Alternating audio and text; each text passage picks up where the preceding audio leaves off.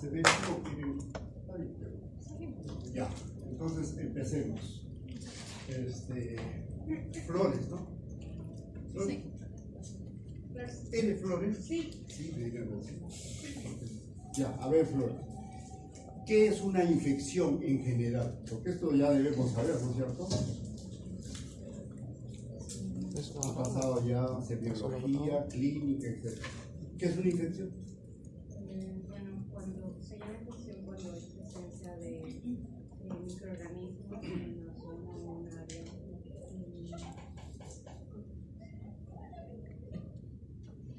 Está bastante bien, puede completar el horno Flores, ¿no? No veo el motivo de la risa. No creo que por sentarse atrás van a... ¿No se apoyo? A ver. Es que no escucho que estás de esas. No les encuentres faltarle el respeto. De repente dije algo. Entonces, a ver.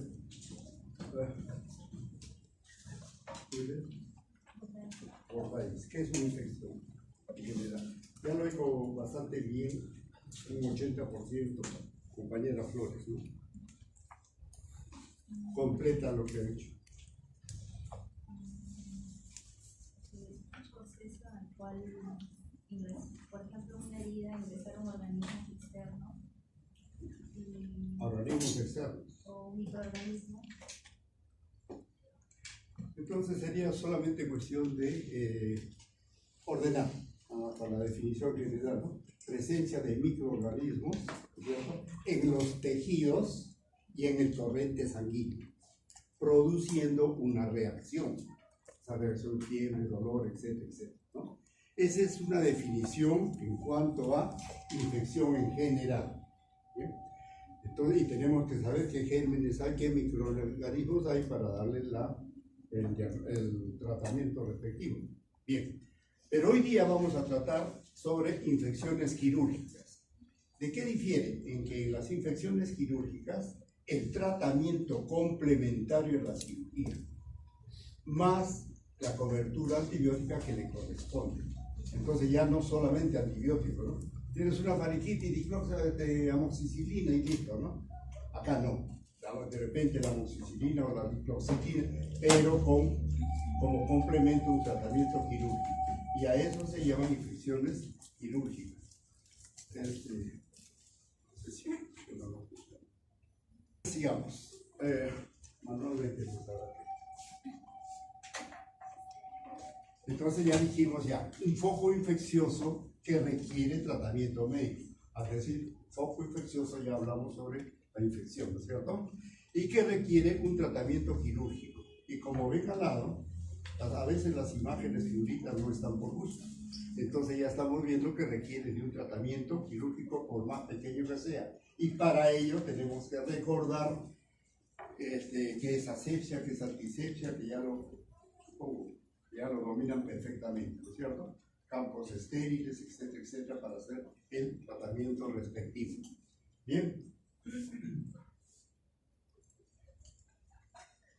Les voy a mencionar una serie de patologías, como diabetes y otras más. ¿Por qué? Porque estos pacientes son patrimonio de cirugía. O sea, llegan al hospital, ahí hay un triaje, ¿no? Señor, vengo con una celulitis para cirugía. Vengo por ¿no? El triaje. Entonces, toda la patología que voy a mencionar, y que la voy a hacer un poco rápida, son pacientes que van al consultorio de cirugía. Tenemos que saber qué es y darle el tratamiento respectivo. Bien, entonces, por ejemplo, celulitis. ¿Qué es celulitis? Ahí les hemos puesto una pequeña definición. Es inflamación difusa del tejido sin limitaciones. Sin limitaciones, ¿no es cierto? Sin limitaciones precisas ni pus. La etiología, diferentes bacterias. No hay una específica. El tratamiento, médico. Pero usted dice, pero si acaba de decir que el tratamiento complementario es la cirugía. Entonces, si no se trata, eso se va a infectar. Y hay pus, como vamos a ver más adelante, y entonces ya viene el tratamiento complementario. Ahora, como quiera que, ya ustedes, todos nosotros ya estamos con la terminología médica, entonces ya vamos empleando la terminología médica. Porque a veces estamos en una reunión, hay bastantes reuniones sociales, amigos o personas que no estudian medicina y les hacen la pregunta, ¿no? O sea, de acuerdo al doctor Ruiz, pues la celulitis solamente es infecciosa. No. También habrán escuchado, sobre todo en la televisión, sobre todo los varones, que las regladoras tienen celulitis, las otras no. Han hablado de eso, ¿no es cierto? Y no quiere decir que tiene pues un proceso infeccioso.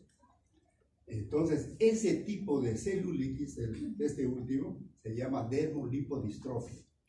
Entonces, ante una corrección, o si les escuchan en una reunión, entonces ya pues terminan con respeto, ¿no? Bueno, pero hay que saber, de igual manera, en verano, vienen compañeros, yo, el año pasado, ¿no? Y entre alumnos de medicina, oye, uno le decía, ¿qué tal erisipela? ¿Cuánto es erisipela?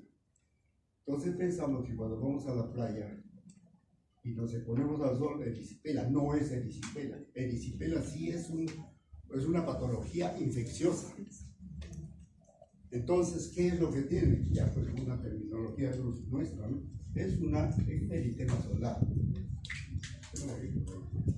Ya, entonces, estas cositas hay que ir diferenciándolas y ya estar fijándolas. Bien. Entonces, sigamos, porque estas son patologías así largas para mencionar. Hidradenitis. ¿Qué es la hidradenitis? Inflamación supurativa de las glándulas apócrinas, especialmente las sudoríparas, y se ve con bastante frecuencia en las axilas. Está caracterizada, ahí vemos nódulos subcutáneos, que son estos los nódulos subcutáneos, son dolorosos, recurrentes y muchas veces fistulizantes, como aquí ven. Hay un nódulo que ya se está, ahí ya se está formando un material turbulento. Entonces, sin que el cirujano intervenga, trata de buscar una puerta, ¿no es cierto?, de salida, y eso se llama fístula. Entonces nosotros ya tendríamos que completarla, ¿no? O sea, muchas veces fistulizante, como en este caso. Etiología especialmente, principalmente los estafilococos, los propios. Tratamiento, miren, una cosa que cuando le lleguen estos pacientes y hagan bien el diagnóstico, entonces el tratamiento, ¿cómo les puedo decir? No el exacto, porque el exacto sería haciéndole un cultivo, un antibiograma, y de acuerdo al antibiograma, ¿no? Pero van a haber muchas patologías que inclusive el paciente ya ni va a regresar, pero ustedes diagnostican bien. Lo que es súper bueno para la patología de piel es la dicloxacilina. Entonces ya pongan remedio. Viene un reto para dicloxacilina, ¿no? Dicloxacilina. Ya les digo, sobre todo en patología un poquito más complicada, hacer un cultivo con un antibiograma. La linfadenitis. ¿Qué es la linfadenitis? Es una infección con trombosis de los conductos linfáticos y ganglios regionales. La etiología, principalmente, y dicen, hablan de un porcentaje, el 80% es por estreptococos. ¿Qué produce? Fiebre, líneas oscuras, la lesión y un ganglio regional. El tratamiento es antibiótico terapia y reposo. Pero quiero darles aquí también un alcance. ¿Cómo es que diagnóstico? Por ejemplo, viene una persona, un paciente, hombre o mujer, con un ganglio en la axila. Lo primero que el médico tiene que preguntarle, ¿tiene alguna lesión, alguna herida desde la punta de los dedos hasta el hombro? ¿No? Sí, doctor, ya. Entonces quiere decir que ese ganglio corresponde, ¿no? Porque ahí llega a la primera estación ganglionar, allá, y le da su tratamiento respectivo. Y de igual manera, viene con un ganglio inguinal. ¿Tiene alguna herida en los pies, en las uñas, etcétera, etcétera? Sí, le da su tratamiento. Pero aquí viene una pequeña salvedad. Sobre todo en pacientes varones, o sea, en los hospitales mixtos, ¿no? Hacerle la siguiente pregunta, además de que si tiene alguna herida, muchas veces se molestan, doctor. Doctor, que ya cuántas veces también. ¿Qué te pasa, doctor? ¿Por qué? Porque yo veo, ¿tiene alguna herida? No, no tiene. La otra alternativa, en el varón grave, es el linfogranuloma venéreo, o sea, la cuarta venérea. ¿Cierto? Por supuesto, ya saben cuál es la cuarta venérea. ¿No es cierto? ¿Saben o no? Entonces, ¿qué va a pasar? Cuando tú tienes que hacer, no le vas a decir al paciente, ¿tiene cuarta veneria? No, porque no sabe, pero sí tienes que hacerle una pregunta indirecta. ¿Y cuál sería la pregunta indirecta? ¿Desconocida? No, pues, ¿qué le preguntarían al paciente? Homosexuales, ¿no es cierto? La cuarta veneria se adquiere, lógicamente, por una relación que se hizo contra natura, y lógicamente requiere valor, y así es que se adquiere el linfogranuloma venéreo. Entonces tú le haces la pregunta, por ejemplo, en el hospital de policía, doctor, que me crea, ¿no? Pero después, cuando le das la explicación, le dices, mira, nosotros no nos interesa que la vida que tenga, ¿no? Entonces, sino dar con el diagnóstico. ¿Por qué? Porque el diagnóstico difiere uno con el otro. Acá le darías pues, un antibiótico. En cambio, si es linfogranuloma venéreo, le das la conocida, ¿no? 3 clases de antibióticos. Entonces, es por ello que interesa eso. No es por curioso, ni nada, ¿no? Entonces, son cosas que se preguntan para llegar a un fin. No como el Poder Judicial a una secretaria, ¿sabe cocinar arroz con pato? ¿Cómo lo hace? A otra, ¿ha tenido relaciones sexuales? ¿Qué es esto? ¿Qué es esto? ¿Qué es esto, no? Y así todavía lo están brindando los abusos. Mejor no hablemos de eso. Entonces, esa es la linfa de Lippi, y hacen esa pregunta para darle tratamiento adecuado. Bien. Flemón. ¿Qué viene a ser un flemón? Es la inflamación purulenta y difusa del tejido laxo. Muchas veces llaves, entonces lógicamente aquí hay que drenar, y se caracteriza ¿por qué? Porque la piel es roja, caliente, brillante y de bordes irregulares. Tratamiento, una buena cobertura antibiótica. Y si hay que esto, hay que ayudarle a drenar un poco. Forúnculo. Los forúnculos vienen a ser abscesos del folículo piloso. Es decir, no hay forúnculo si no está en la base de un folículo piloso. Entonces, tenemos que ver a la hora de examinar y sospechemos dónde hay pues, folículos pilosos. Y si a ese nivel hay un absceso, entonces forúnculo. ¿Ya? Eso es, pero básico. La etiología es estafilococo y algunos han errado. Dolor, prurito, compromiso ganglionar y necrosis. Esto lo estoy haciendo así un poco rápido porque inclusive está escrita la cosa más importante, ¿no? La cosa es tener idea y dónde se observan los forúnculos. Y a esto lo que le podemos añadir es, si es una persona que está dentro de la edad puber, entonces hacerle esta pregunta, que no siempre se ve en la cara y tienes acné. ¿Por qué? Porque muchas veces pacientes con forúnculo tienen acné. Lo dice el doctor, pero fácil es ver en la cara si tiene o no tiene, no, pero tiene en la espalda, en la parte pectoral, etc. ¿No? Entonces, y no está de más una pregunta. ¿Ya? Entonces, si tiene que ver, lógicamente, aparte de este antibiótico, le van a dejar pues esas cremas que conocen ustedes. Bien, ese es el forúnculo. Si varios forúnculos se juntan, se tunelizan y se concentran, como en este caso, recibe el nombre de ántrax. Ántrax, ¿ves? Entonces, forúnculo que invade el tejido blando. Entonces, si tiene varios forúnculos y convergen a este nivel, ¿vale? Muchas veces se forman hasta pústulas y siempre es en la región aquí, por tener la nuca. Entonces el tratamiento, aparte de antibióticos, se hace un drenaje, pero aquí hay una cosa especial. El drenaje, o sea, la incisión, siempre se debe hacer en cruz, vertical y horizontal. Como cuando no fue el examen, bueno, entonces vertical, horizontal. ¿Por qué? Porque los bordes del centro se hierven para que salga lo más. ¿Ya? Entonces hay que hacer un poquito. Absceso. ¿Qué es un absceso? Es pus en una cavidad preformada por desintegración del tejido residuo, como estamos observando acá. La etiología, bacterias diferentes. ¿Qué te da? Lógicamente fiebre, la tumoración dolorosa que es por la que viene y tratamiento antiviral. Entonces, ¿qué sucede? ¿Por qué decimos que es una cavidad preformada? Se van a imaginar, es un globo lleno de agua. El globo viene a ser el continente, como en este caso sería la cápsula, y el contenido en vez de agua es la pus. ¿Ya? Entonces, continente, la cápsula, contenido, la pus. Solamente para imaginarse. Entonces, ¿qué es lo que tenemos que hacer? Hacer una incisión, ¿ya? Una incisión para drenar toda la cantidad de pus. Pero, acá hay una cosa muy especial. Si toda esta zona, si acá hay un absceso, toda esta zona de piel, todo esto, el doctor Cruz debe haberles enseñado referente a la anestesia local, ¿no es cierto? De la lidocaína, infiltración. Pero, desgraciadamente, para hacerle el corte, lo ideal sería, pues, lidocaína para que no sienta. No agarra.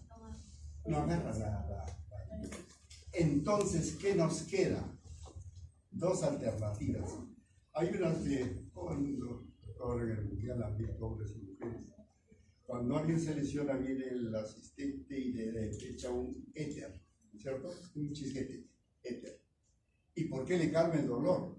Por congelamiento. El éter sale, congela y le pasa el dolor. Entonces aquí lo ideal sería agarrar el chisguete, le echas ahí, se congela y ahí das el corte y no siente. Pero ¿qué pasa si no tienes el éter? No solamente ahorita acá, muchas veces en el hospital no hay. O de repente está en el consultorio y le vas a decir vamos a la clínica. Nada, tienes que solucionar. No tienes chisguete, no agarras la lidocaína, entonces ahí viene lo siguiente, ¿no es cierto? Una vez que ya has hecho la antisepsia, que lo hace el cirujano, le preguntan, no sé, ¿qué te digo? Oye, ¿y quién crees que es el mejor equipo? ¿La U o Alianza? Sí, esa Aliancita. Alianza, o algo interesante, ¿no? Algo interesante. Pero a ver que te está respondiendo, le das el corte, ya no tiene opción a, ¿no? Desgraciadamente, a veces es malo, no hay otra opción. Pero hablarle de algo interesante, pues no le vas a hablar de la pepita roja. Bien, entonces, otra cosa importante, el drenaje debe ser así, como vemos acá, ¿sí? Después de hacer el corte, que salga todo el...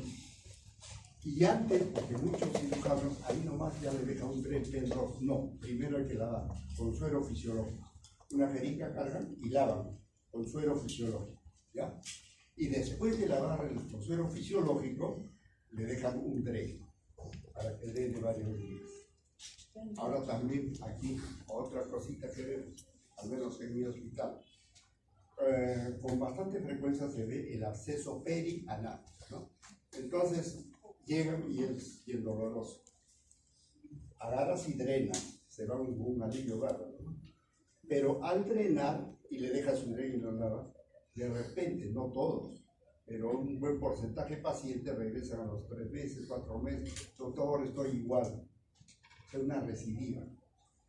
Por eso, específicamente en absceso perianal. Entonces, ¿qué hay que hacer ahí? Recuerden, les hablé que hay una cápsula y la pus, ¿no? Entonces, lo que hay que hacer es, aparte de drenar la pus, hay que hacer un destechamiento, así se llama, destechamiento. ¿Y en qué consiste? Sacar la cápsula, para que yo no después lo haga. Entonces, ahí ya no regrese el paciente, para bien del paciente. Pero la tristeza para el cirujano que tenía que regrese. Bien, entonces ese es el tratamiento. No se olviden, el tratamiento es con destechamiento, ya saben en qué consiste el destechamiento. Miositis, cuando la infección es del tejido muscular desvitalizado, como en este caso, desvitalizado, puede ser por confusión, isquemia, etc. Una piomielitis es introducida por el estafilococo aureus.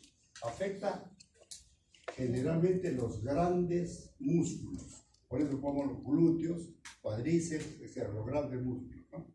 El tratamiento es drenaje y cloxacilina en este caso. Pero acá les he puesto, miren, drenaje, ¿no? En mayúscula, con mayúscula. Porque el drenaje tiene que ser bien amplio, tiene que ser generoso, agresivo, tiene que ser cirujano para hacer el drenaje. Entonces, ay doctor, pero después ¿cómo va a quedar? Porque si no haces eso, eso más bien se va va llevando a un proceso séptico, una septicemia, una sepsis grave, y la sepsis grave es al shock, ¿no?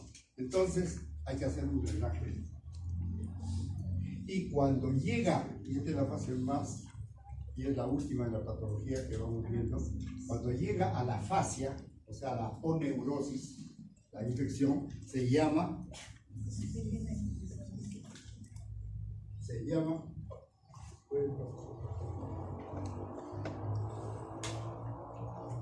ya hemos visto la fascitis necrotizante cuando llega a la fascia o a la aponeurosis.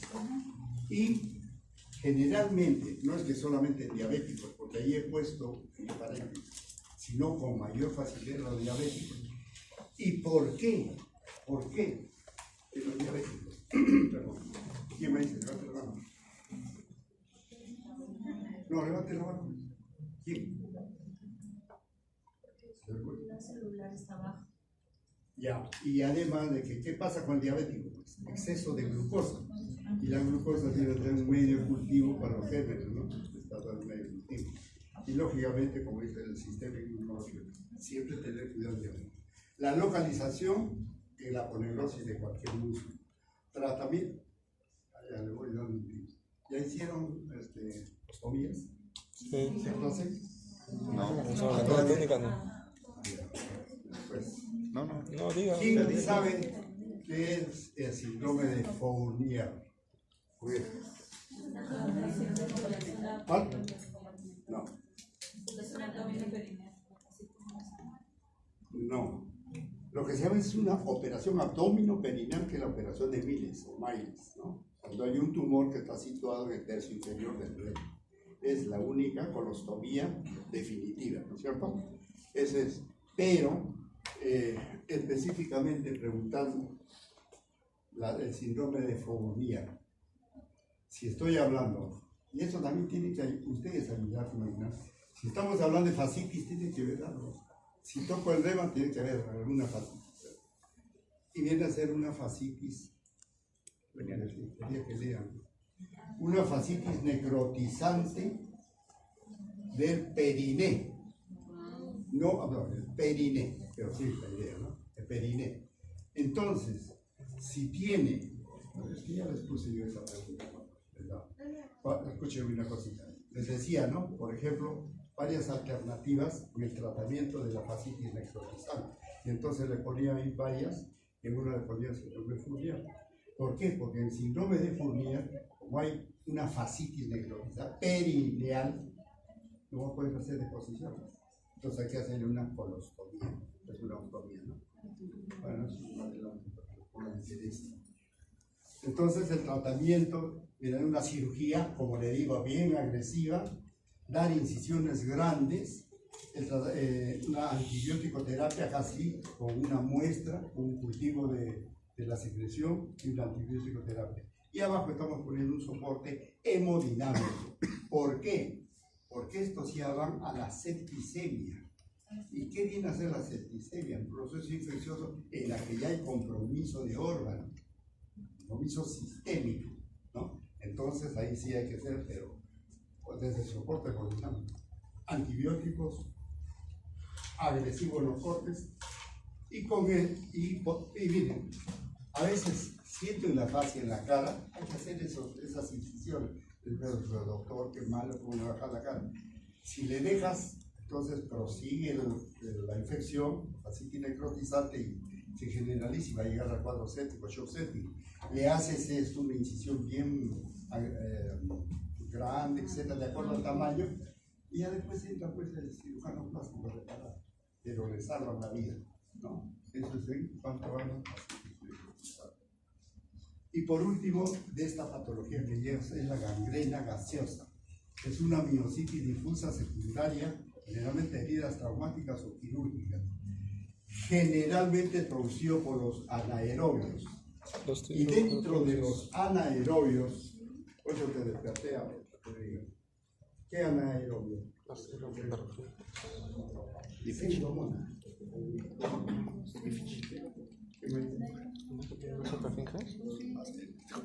Me adelanto, ¿ya? Les voy a ayudar. Cuando tú examinas hay crepitación. Y al haber crepitación, ¿qué nos está indicando? Hay gas. ¿Y quién produce el Clostridium? Perfecto. Entonces, ¿no? Entonces, por eso es que tenemos que saber toda esta cosa para llegar al diagnóstico, ¿no? Etcétera. Entonces, ¿qué te da? Fiebre, taquicardia, hipotensión, edema, todo lo que ven acá. Y si no, esto sigue progresando. Entonces, acá cuando digo tratamiento quirúrgico en mayúscula, hay que amputar. En este caso, por ejemplo, y les voy a contar una cosa para que no se duerma lo que a uno le pasa. La noche estaba yo de guardia en el hospital de policía. Por eso llega una chica a la 1, 2 de la mañana, chica joven de 20 años, bien guapa, pero con un problema. El día anterior, en Asia, no sé, de esta playa, había tenido un accidente y desde un inicio prácticamente le habían seccionado unos vasitos, de tal manera que ya había una necrosis y lo traen, el papá lo trae para el hospital, porque acá poco más pero ya con necrosis, o sea, con gangrena. Entonces, en el hospital siempre, al menos en el hospital siempre, el jefe de la guardia de todo el hospital es el cirujano. En aquella oportunidad yo estaba ahí. ¿Por qué? Porque hay que ser junta. Para una amputación, una junta, traumatólogo, etc.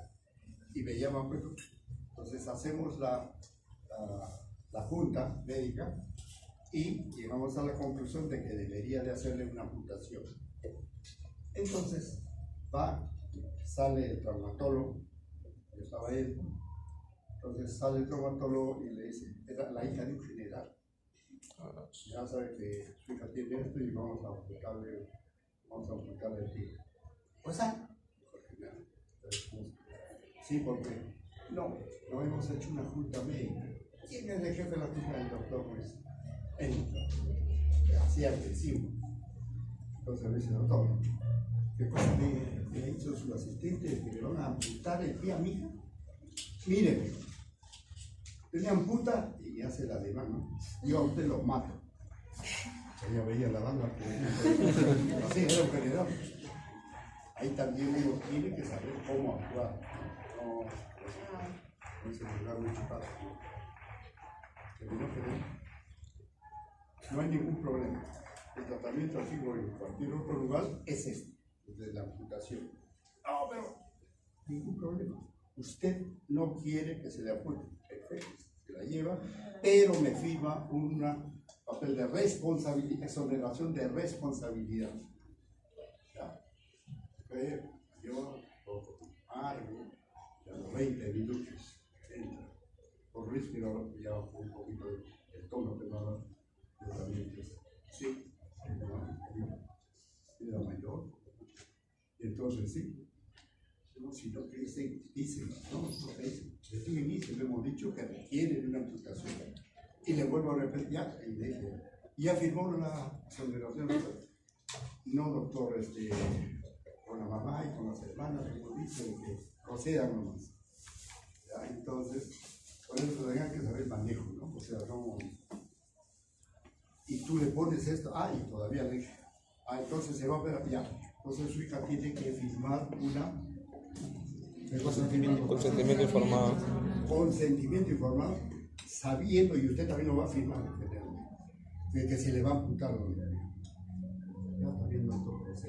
Entonces, bueno, pensé que se les iba a ir el sueño, pero no que Sí. Bien, entonces con esto concluimos la patología. Ahora sí viene lo más dinámico y lo que hacemos, ¿no? Que vienen a ser las infecciones postoperatorias, como su nombre lo dice, durante o después de una operación. Entonces es por ello que les digo que pongan mucha atención. ¿Por qué? Porque esto podemos evitar lo que les dije al inicio de la clase, ¿no? Lo más importante para nosotros es el paciente. Y si en lugar de cuidarlo le hacemos daño, imagínate, ¿no? Entonces, en las infecciones postoperatorias ya hay lo que le llaman sitio quirúrgico. Y por eso ponemos presencia de secreción purulenta en el sitio quirúrgico, pudiendo afectar la incisión, plano profundo. Y ese sitio quirúrgico puede ser superficial cuando esté en la piel. Puede ser profundo. Acá está, ¿eh? Acá hay un dibujo, acá al lado derecho. Al planeta está con sueño. Entonces acá tenemos, por ejemplo, la piel, ¿cierto? Cuando está infectada la piel hasta el tejido celular subcutáneo es superficial, como acá estamos poniendo.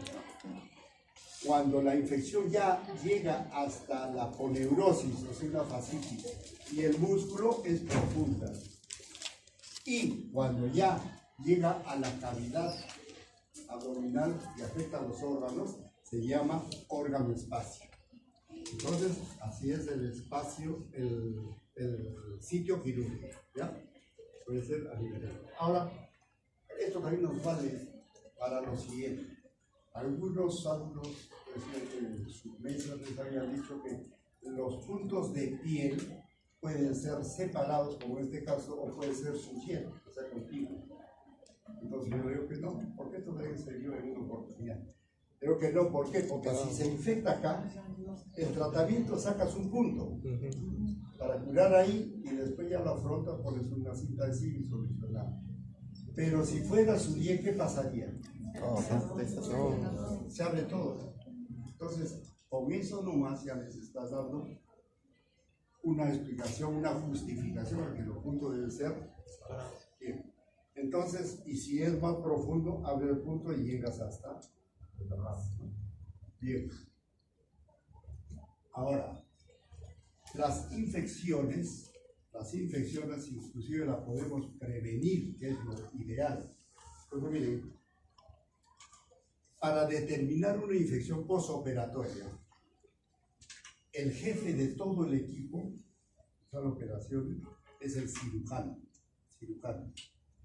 Luego también tiene que ver acá el paciente y el agente patógeno, ¿no? Para las infecciones postoperatorias. El cirujano cumple un rol importante acá, y por eso les he puesto la figura esta. Miren, un día antes de la operación, cuando ya se hizo la programación, el cirujano debe llamarlo al anestesiólogo o a su asistente, a los residentes, para ver cómo está la máquina de anestesia. ¿Por qué? Porque también nos ha sucedido. Una vez en pleno acto quirúrgico estábamos operando y de repente hablaban entre dos enfermeras, ponían, la otra se caía, ¿qué el lavatorio? ¿Qué pasa? Entonces, ¿qué había sucedido? La máquina de anestesia, hay cal sodada, ¿no? Uno de los componentes, no tenía cal sodada. Entonces iban a buscar a la otra sala y toda esa cosa, y el paciente se infectó. Entonces, miren, una de las causas. Por eso, uno debe prevenir. El anestesiólogo está bien su máquina, sí. Hablar con la jefa de enfermeras de sala de operaciones para que el instrumental quirúrgico esté bien esterilizado, porque muchas veces no lo están.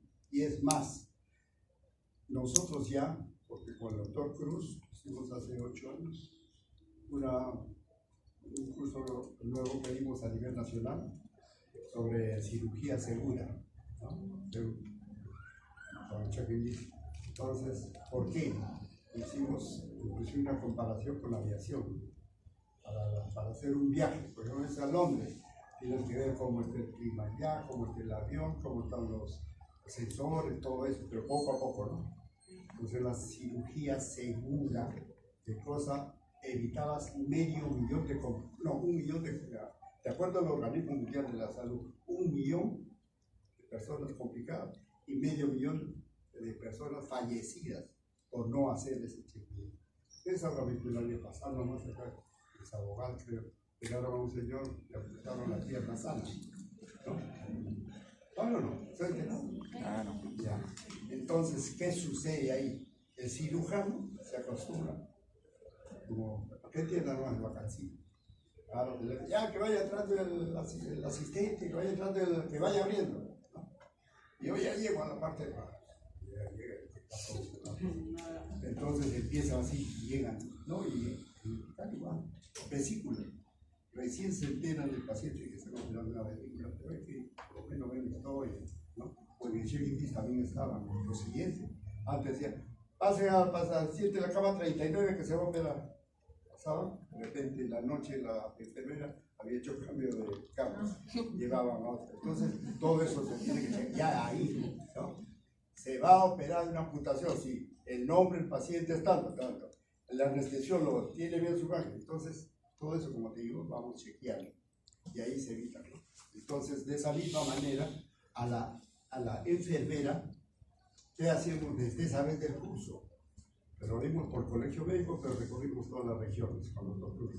Entonces, ¿qué sucedió? Antes te traían así el instrumental, ya está el instrumental, o te traían el paquete porque lo envuelven en unas telas, ¿no es cierto?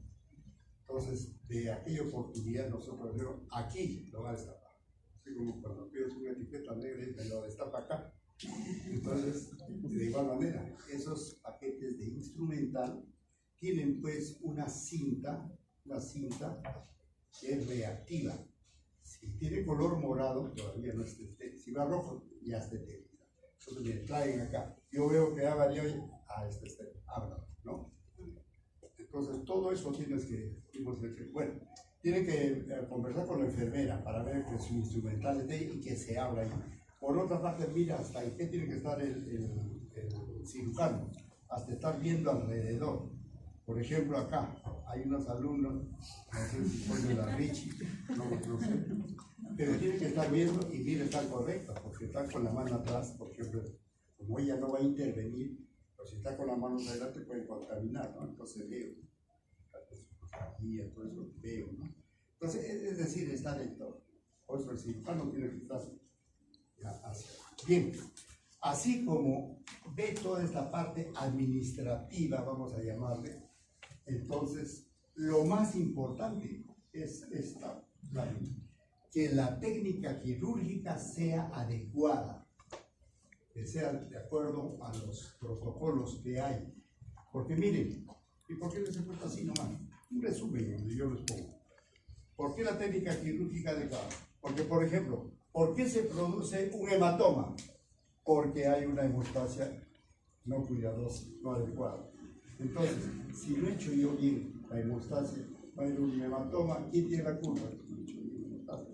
La otra, reducción de espacios muertos. Aquí también hubo, no sé si habrá la próxima semana, está programado un seminario. Sí. Bueno, en épocas anteriores los seminarios hacíamos de cosas que no habíamos hecho. Entonces siempre... Y en los seminarios tocamos temas en el que a veces, porque asisten los alumnos y los profesores, a veces entre los profesores nos echamos, pero después nos vamos a tomar un café y ya animamos. Pero hay que decir las cosas como son, como en aquella oportunidad, un cirujano joven seguramente había leído un artículo, etc. Agarró, ¿no? A la hora del cierre, de la síntesis de la ropa, ¿no? Empezamos peritoneo, aponeurosis, tejido celular subcutáneo y piel, ¿no es cierto? Agarró y no, hijo, ahora ya no se cierra el celular subcutáneo. De frente a la piel, te puedes poner la piel, ¿no? Entonces, uno para sustentar lo que piensa también. ¿Qué pasa si no cierras el tejido celular subcutáneo? Y más aún, si el paciente es un poco gordito, dejas un espacio, que se llama espacio muerto. Y ese espacio muerto le está diciendo para que te coleccione ahí la sangre, un hematoma que se infecta. Y así, por ejemplo, ya has hecho una buena hemostasia, se forma un seroma. ¿Y qué viene a ser un seroma? Barzola.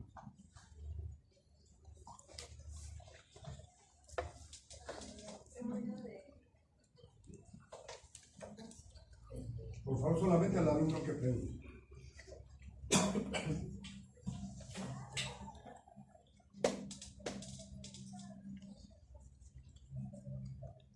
¿Alguien? ¿No? Es una acumulación de líquido seroso en donde se ha hecho el... Es el suero de la sangre. El suero. Si ustedes agarran y decantan la sangre, hay elementos formes, como lo uno rojo, y el otro es el suero. Entonces basta que solamente por los linfáticos se llena y forma un seroma. pero ese seroma tiende a infectarse. Entonces, ¿para qué dar? Bueno, yo le dije a los cirujanos, ahí vino mi hijo, no, que ya lo sé, ya. ¿Para qué darle oportunidad a que se forme un seroma o un hematoma y volver a operar? O tenga problemas el paciente. Y antes que nada, ¿y cuál es la ventaja? Digo, porque si ya no se cierra, habrá alguna ventaja. ¿Sí o no? ¿Vale? Digo, se ahorran 15 a 20 minutos. Oye, por ahorrarme 10 minutos, 15 minutos, no voy a... ¿No? Entonces ahí vienen las discusiones, se molestó, no se molestó, pero después a la cafetería. Bien, entonces, otra cosa, o sea, reducción de la otra, minimizar el trauma sobre los tejidos. Hay algunos también que entran y prácticamente se recuestan sobre el paciente, ¿no? Entonces, evitar eso. Cumplir con medidas de asepsia, de antisepsia. Y eludir las suturas a tensión. Eso ya les dije, creo, la otra oportunidad. Si hay tensión, si hay fuerzas que se oponen, o uno y este otro, acá y acá, entonces se va a abrir, ¿no? Entonces hay una dehiscencia, se llama en estos casos. O sea, evitar eso. Mire, entonces todo esto podemos evitarlo tranquilamente. Ahora, con mayor razón, la infección de piel.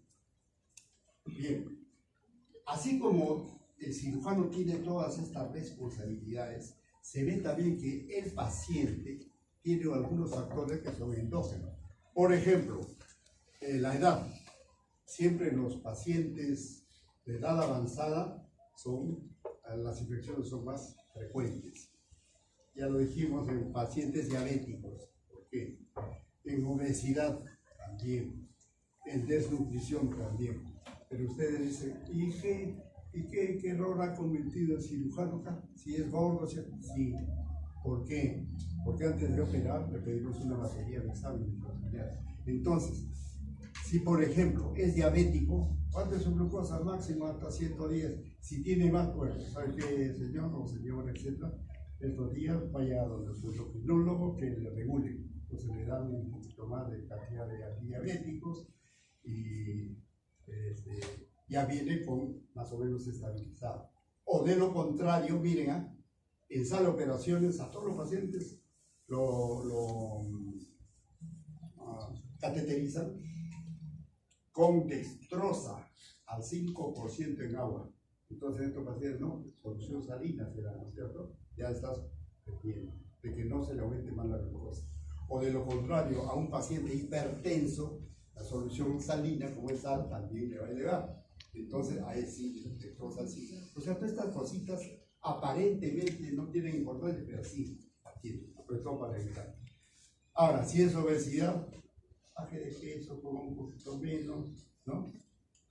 O de lo contrario, ya entras, y ahora la cirugía laparoscópica, que es la que hacemos con mayor frecuencia, casi todos los días, va mucho mejor en personas obesas.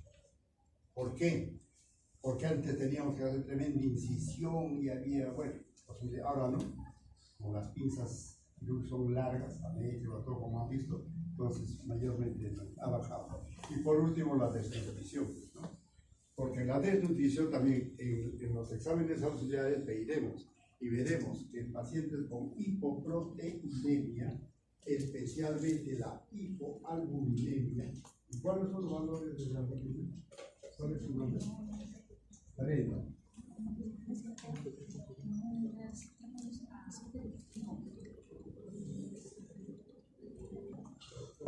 ¿Cómo le pueden hacer la corrección? Si le viene con 2, 2.1, 2.2, no le voy a decir perfecto, ¿no? Entonces es promedio 3.5, ¿cierto? Entonces, de tal manera que a nosotros prácticamente luz roja cuando tienen 2.8, 2.9, no entre. ¿Por qué? Porque así a sabiendas va a ser dehiscencia ese paciente, porque no tiene la buena. Entonces, ¿qué pasa con ellos? Le damos, inclusive hay ampollas de albúmina, ¿no? Entonces, lo regulamos y evitamos, por ejemplo, ¿no? Entonces, se puede evitar. Esto es lo más importante de esto, porque esto ustedes lo encuentran en dos sitios, ¿no? Esa es, más que nada esto, y para la experiencia que tenemos, hace que se vayan aprendiendo algunas cositas. Bien. La infección infección de vía operatoria es a partir del 5.º día. Si hay fiebre en el primero o segundo día, no le hagan pues un poquito. No piensen que hay infección de vía operatoria. El primer día será pues, ¿en qué piensan? A ver, si un paciente lo operamos, a ver, para perdón. Si un paciente lo operamos y tiene fiebre al primer día, segundo, ¿en qué pensaría? Que yo salgo cuando dormía previamente antes de operarse. Un posoperado. Entonces, Arce. Inflamatorio. Arce. Sí.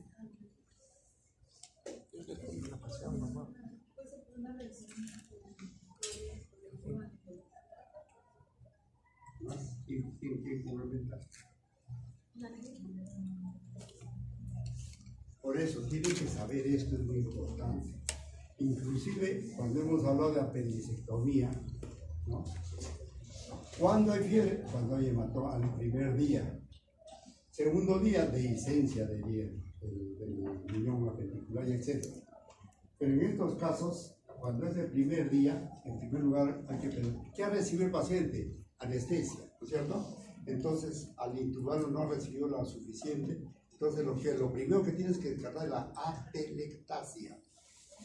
Y ahí no le vas a dar antibióticos, sino, pero detectando bien cuál es el problema. Le das un globo, eso de fiesta para que sople cada 2 horas, ¿no? Entonces nuevamente se expanden los pulmones, solucionado, ¿no? Segundo día, infección urinaria, porque la han cateterizado, la sonda Nelaton, no sé, lo van, entonces ir pensando en cada uno. En la infección de la herida operatoria es a partir del 5.º día recién. ¿Y qué te da? Fiebre, dolor, congestión, edema y evidencia de absceso. Ahora, antes que, ya vamos a terminar. Por ejemplo, cuando ya encontramos una infección o una peritonitis por perforación, ya sea del apéndice, de la apendicitis o de la colecistitis, etc., ¿no es cierto? Entonces nosotros operamos y ya dijimos, si es una peritonitis localizada, la drenamos. Si es generalizada, solamente lavamos, pero con 8 a 10 litros de suero fisiológico. Si no tienen esa cantidad, hay que dejarle dreno, ¿cierto? Esa era más o menos la... Ahora, al hacer eso, siempre, por más que le pongan a la dreno, siempre cultivo, para saber efectivamente qué tipo de peritonitis. Porque, a ver, le pongo 3 puntos sobre la nota de quien me responde. ¿Cuántas clases de peritonitis hay? Aparte de la localizada y generalizada. 3, 4, 3. 5. 3 o 4. ¿Cuáles son? Tercera y cuarta maestro.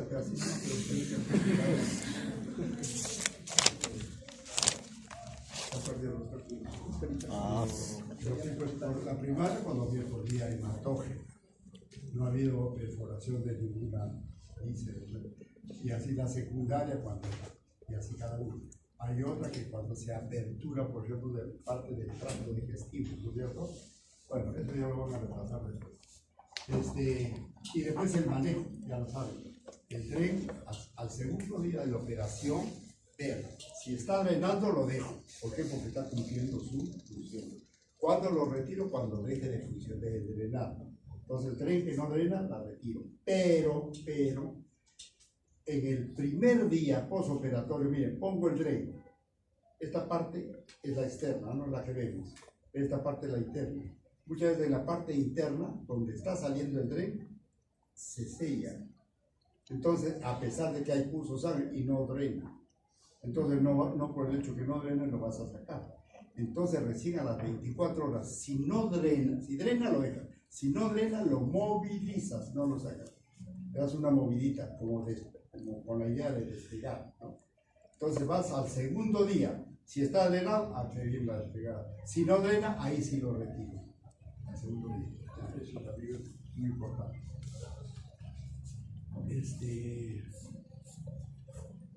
Cuando hay que hacer operaciones, así entre los cuidados, por ejemplo, cierre de colon, de colostomías, ahora que vamos, siempre hay que preparar al paciente, ¿no?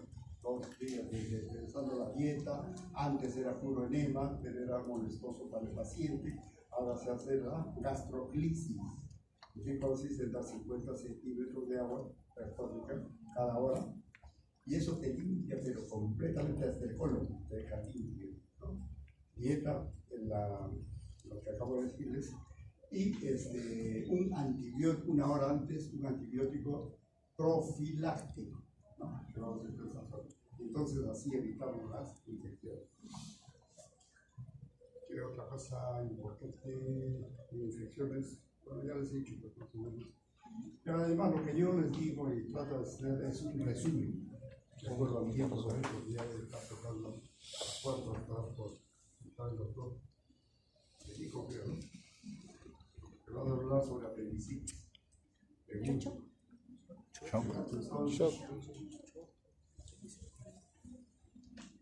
Si ustedes ante una infección postoperatoria cumplen con el drenaje adecuado de la conexión, con la cobertura antibiótica indicada, un buen balance hidroelectrolítico, creo que antes de ayer han recibido ya la llave de la clase de balance hidroelectrolítico, ¿no?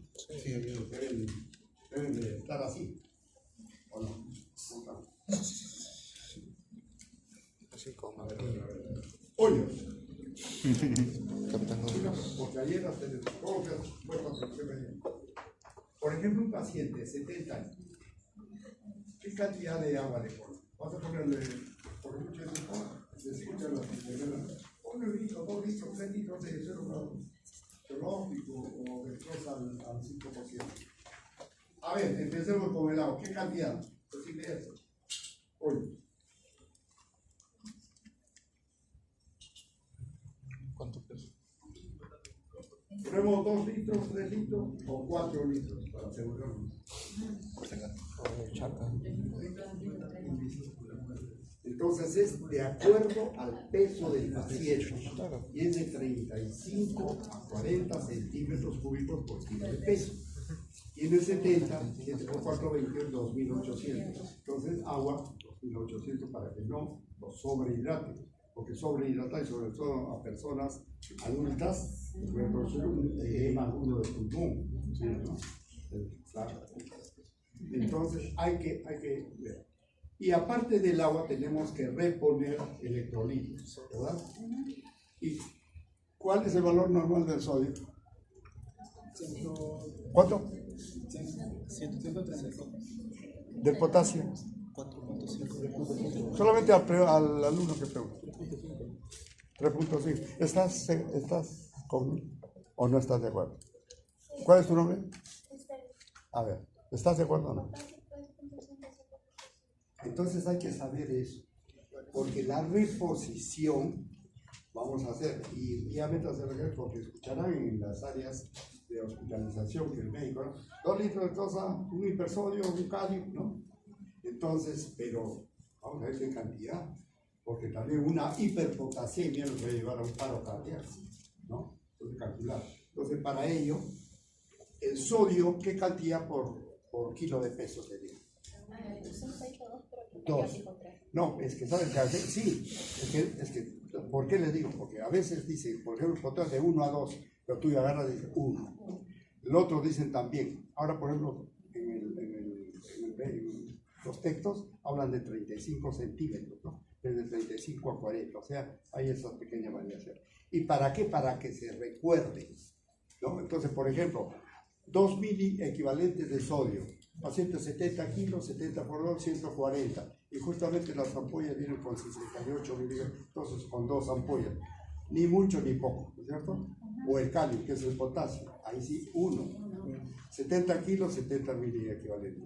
Entonces cada ampolla creo que trae 30, 31, 27 punto y pico. Entonces calculas, ¿ya? Para que no te vayas al otro extremo. Entonces esto... Por eso pongo ahí un buen balance hidroelectrolítico, por eso es que estaba mencionando eso. Y las medidas higiénicas dietéticas. Ahí también una vez me dije, ¿por qué medidas? Pues si es diabético, le diré una dieta pues baja de, ¿no? o si es hipertenso, nada de tal. Bueno, ya ven, entonces todo esto tiene que ver. Si todo esto cumple, entonces los pacientes van a estar agradecidos. Ok, ¿y cuánto terminamos?